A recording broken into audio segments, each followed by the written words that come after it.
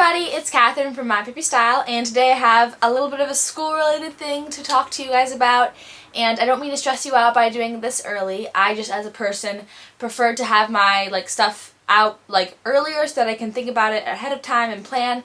So even if you're a procrastinator, watch this video later and when you feel like it'd be more appropriate and you'd actually use it. But there is some advice that could be helpful for your summer, so I'm going to be talking to you about how to prepare and how to do well in your junior year, which, I mean, I am obviously not like a high school counselor or anything. I don't have any degrees yet. I'm still in high school. I'm going into my senior year. But I was requested to do this video, and they kind of wanted to know what kind of student I am. Which, I mean, school's kind of like my thing. My kindergarten teacher even told my mom, school is Catherine's thing. That's her thing. And it really has been. That's kind of just where I find my stride, and I pretty much know what to do. But she wanted to know my credentials, and I'm not trying to brag or anything. I really just want to tell you guys, to give you guys some credibility of what I've done. So, I just took the ACT and got a 35, which was incredibly impressive to me because I didn't think that self-studying, I'll get into this later, but anyway, and then that's the equivalent of a 2340 on the SAT, 2330, somewhere around there. The SAT and ACT are two different tests if you didn't know that already, but they do the same thing, so it doesn't matter which one you take.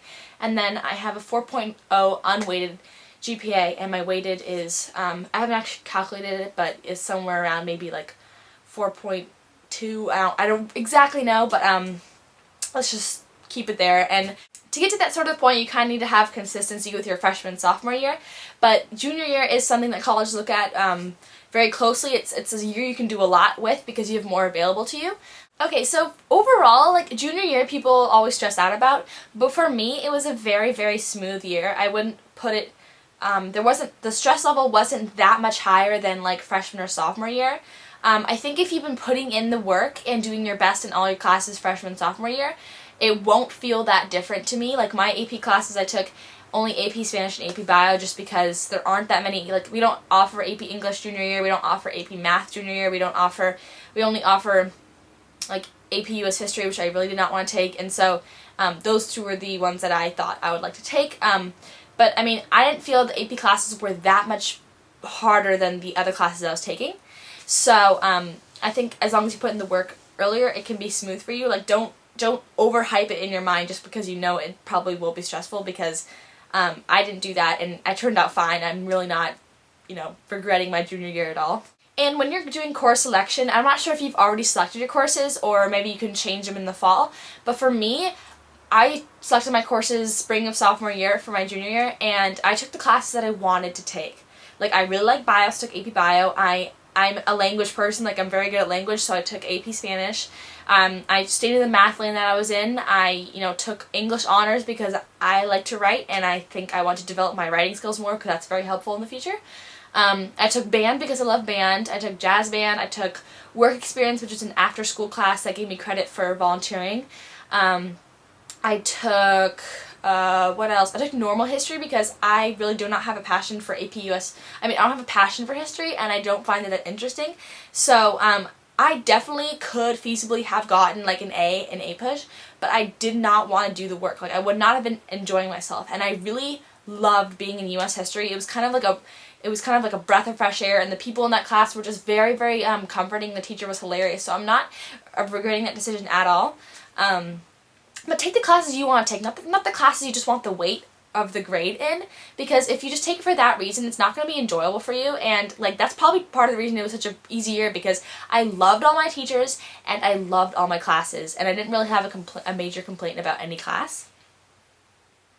And another thing is to push for good teachers. If you have a way at your school to kind of talk to your counselor or get a certain teacher over another, definitely try, because I had some fabulous teachers, and I know if I had certain other ones that my friends did, I would not have excelled in my classes as I did. So really push for the teachers that you think you would get along with.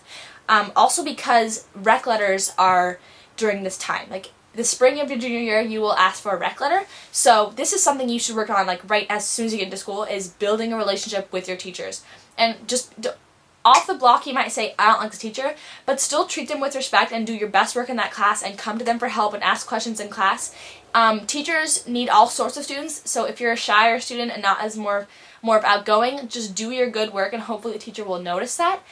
Because in the rec letter they're going to write about what kind of student you are, and you don't want to look like you're slacking off in one class and another. And typically you get one from your counselor, and then in my school it's typical to ask for two, one from a math science teacher and then one from humanities or language. So English, social studies, language, and then math or science for the other one. So you definitely want to have one like kind of in your head lined up over the year. That way you can show them your best work and kind of get to know them more. That way it won't be so uncomfortable when you have to ask them eventually. During this time you might want to start looking into maybe a part-time job or an internship or any sort of summer programs you might want to do that are in your area of focus. And so if you want to go into bio, you might want to try to volunteer in a lab, like maybe at a college that's around you. Or if you are more into, math, maybe tutor at a tutor center. I know a lot of kids do that. So try to see if there's programs around you that can put you ahead and give you more knowledge about what your potential career path could kind of be like, because that'll be helpful in the long run and it'll show colleges that you're serious about whatever you're doing. And this one, buy your AP review guides early. So if you are taking APs, you will have AP tests in the spring, and those will have review guides that are usually like this fat, and you can get them from Princeton Review, or sometimes they make them with a textbook, like the bio one. You definitely, if you're taking AP Bio, you need to get the book that goes along with your textbook.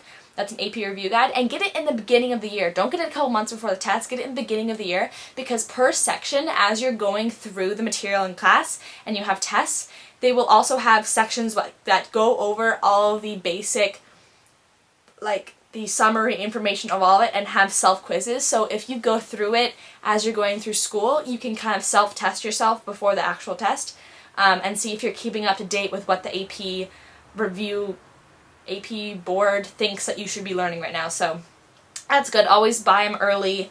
September, October, November, anytime in there is a good range. This is kind of more of a mental note, but junior year tends to be a lot of comparing, like how many APs are you taking, what college you're thinking about, blah, blah, blah, blah, blah. Don't compare yourself, because in my experience, every single person is different. You may look at someone and think, oh, she's doing so easily in her classes, she's getting like 100% on all these tests, and she's taking 5 APs and blah, blah, blah. You know what? You don't know her circumstance. Maybe she's doing no extracurriculars and she has 5 hours a day to devote to studying, or maybe she has outside tutors that you don't. There's circumstances you don't know about, and whatever you chose is what you have to be okay with. So you need to be comfortable with yourself and love what you're doing before you start comparing yourself to people that aren't like in your league. Like it's not like they're in a league ahead of you or a league like below you. They're just not in your league. Everyone has a different path and it's not yours. So don't compare yourself. It's not going to make yourself feel any better. Even if you're comparing yourself to someone that looks worse than you, that's just don't do it. Like, it just doesn't make people feel good in the long run. Like, I never share my test scores with anyone. It was kind of even a stretch that I shared my like stats with you guys, because I usually don't do that. I don't know, it's just not helpful in the long run. And even though I've been talking about college a little bit, don't concern yourself with college until the springtime. You can go on tours during spring break. I went to a tour, try to plan your tours in a concentrated area. A lot of people go to Boston because Boston has over 60 colleges in one area, and then you can kind of go around the Northeast there. I went to North Carolina and Virginia because I had some schools there that I wanted to see.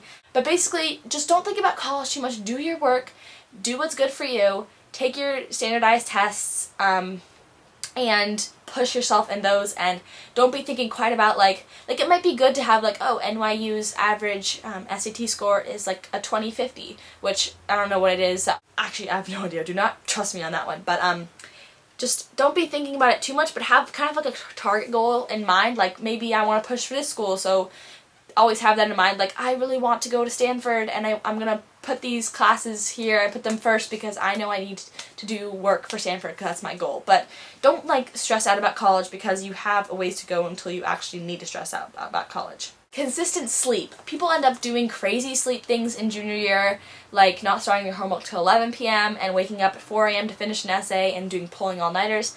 And for me, people always ask how I have so much energy and how I'm so enthusiastic all the time. Like, I am never like depressed at school or sad at all. I always have tons of energy for every class, and that's because I'm on my bed right now and I sleep here for at least 8 or 8.5 hours every night. Like, that is very consistent for me.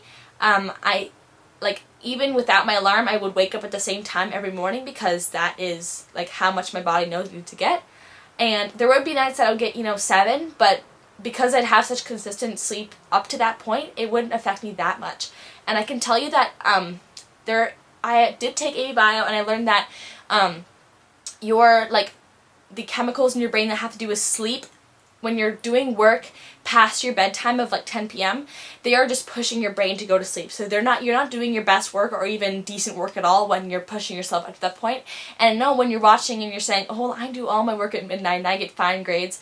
Yes, but you might not be retaining the information as well as you could. So, I mean, my teachers always say, like, do your work, and then when it gets to be 11 p.m., then you go on Facebook. And what happens usually, I've tried that a few times, and what happens usually is that, like, when you get to 11 p.m., you're like, I don't even want to go on Facebook, I just want to go to sleep. So figure out your kind of rhythm and stick to it, because you don't want to be the kid that's just like, oh, I got 4 hours of sleep last night, look how cool I am. Like, it's not a competition. If anything, like, the kids that get more sleep should be, like, congratulated, not the kids that are like, oh, you're on 2 hours of sleep right now and you're still functioning, wow. Like, that's not really a feat that you want to brag about. But it sometimes, like, in my school, it's a very competitive school, sometimes it gets to that point.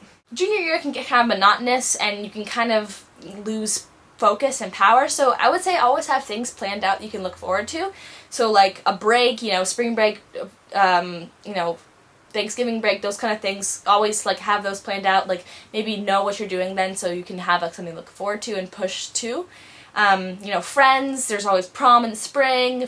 I think most schools have junior proms, mine did. Just plan things that you can look forward to, like outings or maybe a concert or something. That way, like, you will be like, well, the next 2 weeks are fine, but I have a concert on Saturday night, so like, let me just work through this stuff and that'll be my reward. I find that things tend to go more quickly when I know there's something up and coming that I have to look forward to. And for me, junior year, probably the hardest part was burnout. I had the worst burnout I've ever had, which is basically you just lose power during the springtime, or I mean anytime really. It's like senioritis, but just like before senior year. And I just really, really, really was tired of school and did not want to put any more energy into the work I was doing. And it ended up being fine, but that's because I kicked my butt into gear and like stopped going on Tumblr and stuff like that, and I, as you can see, I dropped YouTube a little bit because I needed to really get back into gear and do what I was doing all along, because I didn't want to lose the work that I'd put in first semester and then just second semester. So it's sometimes inevitable, like, when you're putting in that much work, it comes back to bite you and kicks you in the butt. But you'll kind of see during third quarter, there's a typical third quarter slump where your grades just kind of drop because you come back for winter break and you're, second half of the year, you just want to get out of there. But you just need to put in your work. Like, when it's all said and done, just push through it because it will be over. And hopefully teachers will help you out a little bit with the third quarter slump. If you came to this video hoping to hear me talk about like standardized tests, I'll just give you a little bit about them. There's SAT and the ACT, and then you also will need to take SAT-2s, and there will be AP tests if you take APs. So that is the junior year crunch where you have all these standardized tests, and I would say take summer programs. I did a 2-week SAT boot camp, and I think that's really efficient because during summer you do have the time, and then you can take the SAT in the fall of your junior year and see how you did on that, and then maybe try the ACT and see how you did on that, and then you still have senior year in the fall to retake anything. And then SAT-2s, I would suggest taking in May or June, or May and June, and those are subject tests. So you'd want to take a math, like Math 1 or Math 2. They're just 2 different levels depending on how advanced in math you are. And then 1 for your science, if you're taking a science, which hopefully you are, and maybe 1 for your language, or like history or something like that. So this is all sort of information that you will figure out as you go along. But I would say that for me, the ACT was a lot easier, and it bumped my score almost 200 points just by taking it. Like, my equivalent SAT score for the ACT was like 200 points higher than my actual SAT score. So there is a test that'll fit you better. Don't think that you have to take the SAT because everyone's stressing about the SAT. No, like, you can take your own path. Colleges will take either of those, and I don't know why people don't emphasize the ACT as much, because I really think it makes a lot more sense to me. But everyone has their own sort of thing, and I do think that if your score isn't what you want, it's more manageable to improve your score on the SAT. But I am not the official person on this. Also, I have been following a blog on Tumblr that is extremely helpful for all of you that are coming out of your junior year maybe, or want to look really far in the future, but it's about college advice, and it does have some stuff about what you want to do in high school. So I'll link that down below, and I've really enjoyed reading it, and she is very, very knowledgeable about these sort of things. So thank you so much for watching, and let me know down below if you have any more questions. I'll try to get back to them, as well as any advice you have for junior year or what's worked for you in the past for school. Thanks for watching, and I'll see you next time. Cather out!